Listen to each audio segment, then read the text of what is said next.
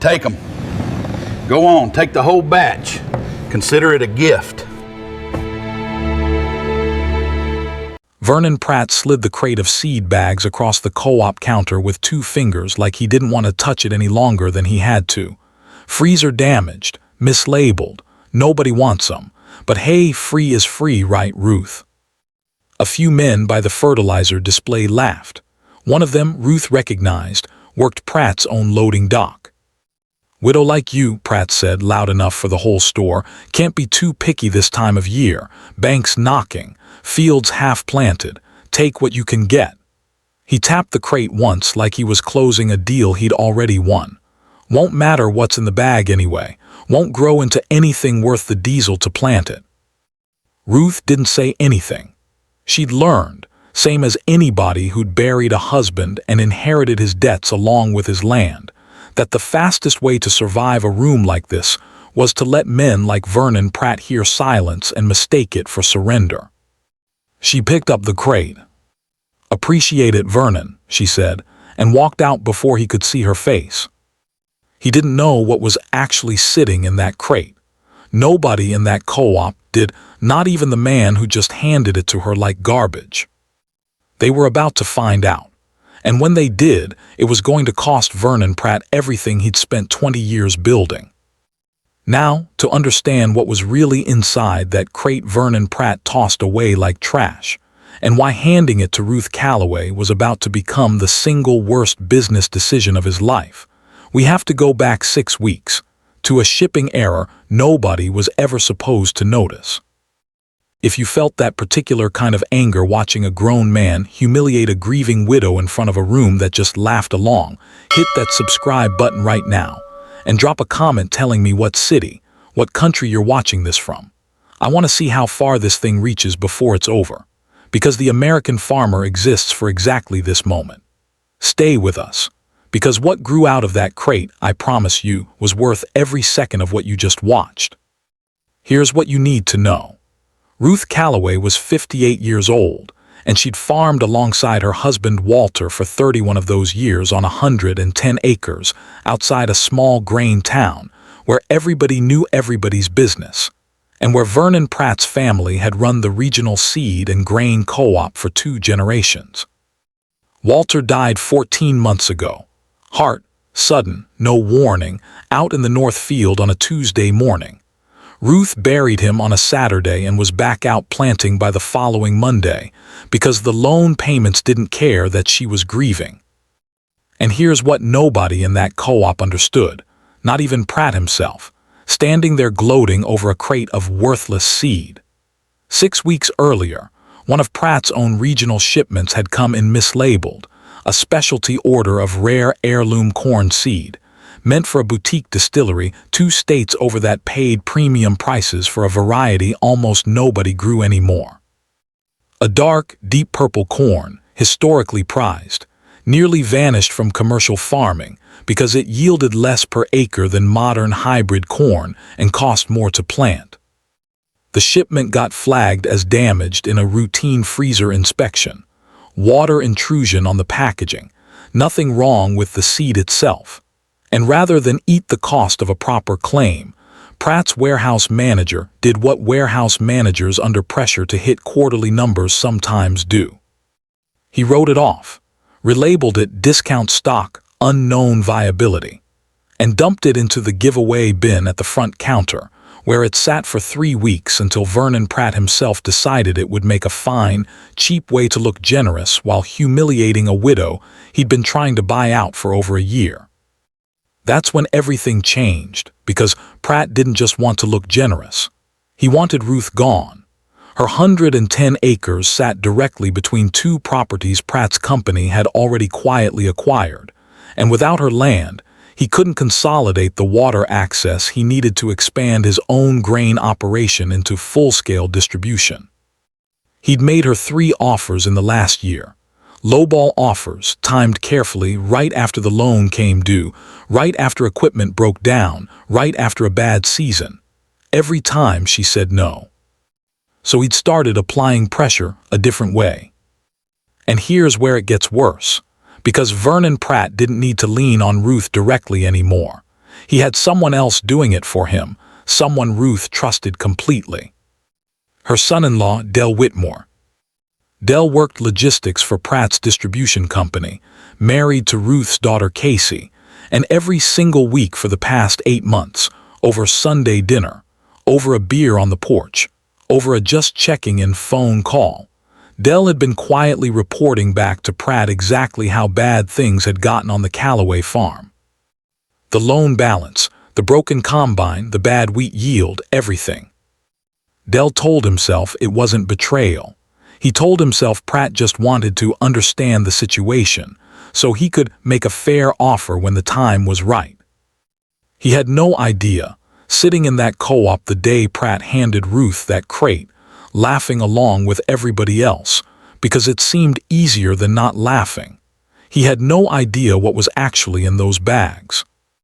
Nobody did, not yet. And it didn't stop at the co-op counter. That's the part that should make your blood boil, because Vernon Pratt made a show of that crate for weeks afterward.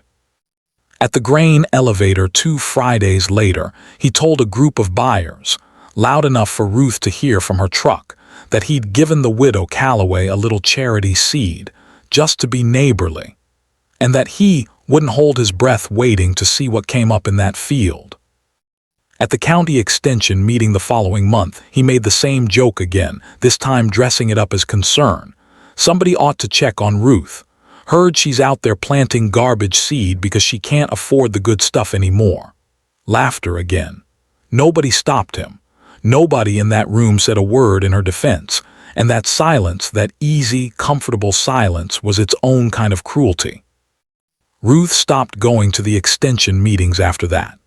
She planted the seed alone, in a backfield nobody could see from the road, in early May, telling herself it was probably nothing, that Pratt was probably right, that it was probably freezer-damaged garbage just like the label said. But here's what nobody knew yet, not even Ruth. That corn wasn't just viable. It was thriving, coming up thick and even, weeks ahead of schedule, in soil that had never grown anything like it before. Here's where the system started working against her, exactly the way it always had. Ruth's banknote came due again in July. 60 days early this time. An administrative review, the loan officer called it, the same loan officer who golfed with Vernon Pratt every second Sunday. The co-op, which Ruth depended on for fertilizer credit, quietly reduced her account terms from 30 days to cash on delivery. The same week Pratt expanded his own credit line with 3 other struggling farms in the county, farms he'd have first right of refusal to buy if they went under. The system wasn't broken. It was working exactly the way Vernon Pratt had spent 2 decades building it to work for him, and against anyone standing between him and 110 acres of water access. And nobody in that bank office saw what was coming next, because at that point, not even Ruth understood what was standing tall and purple in her back field. Now here's the part that's going to make you sick, because it's not Vernon Pratt, it's family. Del came by that August, same as always, beer in hand, easy smile, asking Ruth how things were going with the usual concern. And Ruth, exhausted, worried about the loan, still grieving, still trusting the man her daughter loved, told him everything. The bank's new terms, the co-op's cash-on-delivery demand, and almost as an afterthought mentioned that strange backfield of corn coming in dark and tall, corn she still half believed was some kind of freezer-damaged mutation. Del didn't think much of it in the moment. He mentioned it to Pratt the following Monday the same way he mentioned everything else, casual, over coffee in the break room, not even thinking it mattered. He had no idea what he just handed over. Because Vernon Pratt knew exactly what that corn was the second Del described it, dark purple, thriving, planted from a discount batch that had come out of his own warehouse. His stomach dropped, and in that single moment, that one quiet Monday morning coffee conversation, Del had just made sure Vernon Pratt found out about Ruth Callaway's field before anyone else in the world did. And Vernon Pratt was not a man who was going to let that field make it to harvest without a fight. Ruth didn't know Pratt had found out. What she knew was simpler. The corn in her back field had grown taller than anything she'd ever planted, the ears filling out heavy and dark, and by late August she'd finally let herself believe it might actually be worth something. So she did what any farmer would do. She called the county extension office to ask about the variety, a routine question, the kind any landowner might ask. The agent who answered didn't recognize it from her description alone, but promised to send someone out to look. Here's what nobody told her outright, though it would matter later. That same extension office fielded a call from Vernon Pratt not 2 hours after Ruth's, asking casually, he said, just curious, whether any unusual corn varieties had been reported growing in the county that season. She wasn't just being ignored anymore. She was being watched. The extension agent came out 3 days later, walked the rows, took photos, and told Ruth something that made her sit down right there in the dirt. Mrs. Calloway, I'd want a lab to confirm it, but this looks like an old heirloom variety dark purple dent corn. If I'm right, there are specialty buyers who'd pay 4-5 times standard market price per bushel for corn like this. Distillers, artisan mills. It's nearly impossible to source any more. For the first time since Walter died, Ruth felt something close to hope. That hope lasted exactly 6 days. Because that's when Vernon Pratt showed up at her gate, not with a lowball offer this time, but with a lawyer and a claim that stopped her cold. That the seed had come from his company's shipment, that it remained his company's intellectual property under a distribution agreement, and that any harvest from it legally belonged, at minimum in part, to his company. I gave you that seed as charity, Ruth, he said, standing at her fence line with his lawyer's folder in hand. Charity doesn't mean I gave up my rights to what came out of it. But there was something Pratt didn't know yet, something that was about to complicate his plan far more than a stubborn widow ever could. Because word travels fast in small farming communities, and a whisper about a rare, thriving field of purple heirloom corn had already reached someone 3 counties over who'd been searching for that exact variety for 6 years. Her name was Elaine Voss, a buyer for a boutique distillery that had been trying to source authentic heirloom purple corn for a small batch bourbon line. The same distillery, as it turned out, that Pratt's original mislabeled shipment had been meant for in the first place. Elaine called Ruth directly. She'd heard about the field from a mutual contact at the extension office, and she didn't waste time. Mrs. Calloway, if what I'm hearing is true, I'd like to come see that field myself. And if it's what I think it is, I want to talk about buying your entire harvest, this year and going forward on contract. For the first time in this whole ordeal, Ruth had someone in her corner who wasn't family, wasn't a neighbor, wasn't obligated to her at all, someone who simply recognized what she had and wanted it. Hope rose again, real hope this time. But 2 days before Elaine was set to arrive, Ruth got a call from the county clerk's office. Vernon Pratt's lawyer had filed for an emergency injunction, a legal freeze on harvesting the field entirely, pending resolution of his ownership claim. If it held, even temporarily, the corn would sit in the field past its harvest window. Heirloom purple dent corn, like most old varieties, doesn't wait patiently in the field the way modern hybrid corn does, leave it too long past ripeness in the wrong weather, and the crop degrades fast, loses value, sometimes rots on the stalk. Pratt didn't need to win the lawsuit. He just needed to stall long enough that there'd be nothing left worth fighting over. And that's when Ruth learned from her own daughter Casey, tears in her eyes, voice shaking, exactly how Pratt had found out about the field in the first place.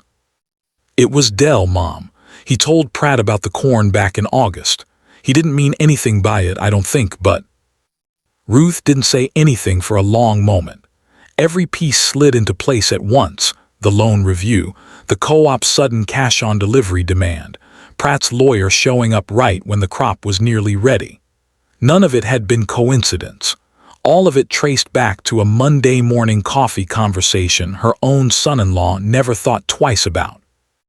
The injunction hearing was set for 4 days out.